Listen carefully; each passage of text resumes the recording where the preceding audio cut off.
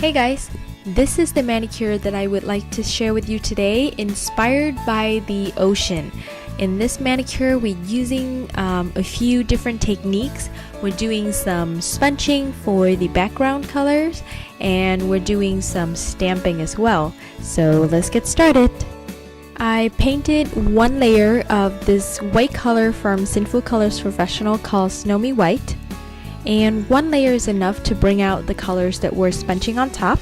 And for the sponging process, you know the drill. I use a cosmetic sponge to put on the two colors. The first one is this mint color, and this polish has no name, so any mint color would work. And this is the NYC color called Empire State Blue. And so I just brush on the color onto the sponge and dab onto my nails.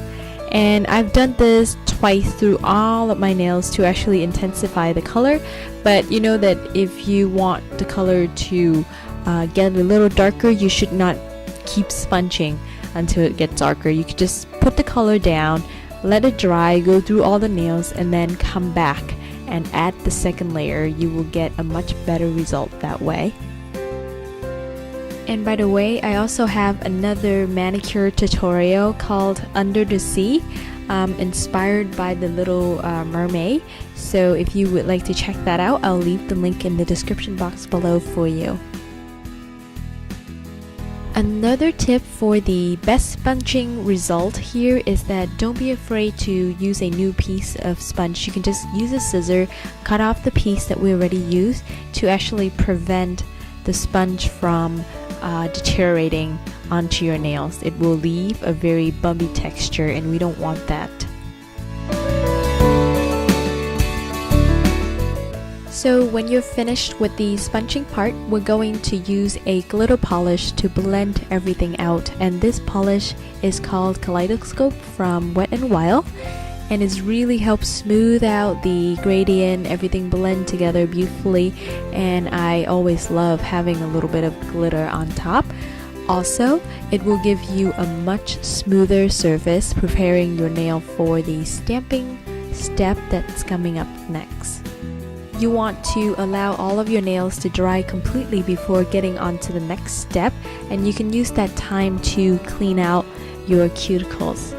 For the stamping part, I chose this beautiful coral color from Sally Hansen called Nasturtium, and I'm using my Jumbo Cheeky Plate D, and they have this design that looks like corals to me, so I'm using it, but I will not be stamping the entire image. I will just use the top part of it, and it really looks like coral in the water to me.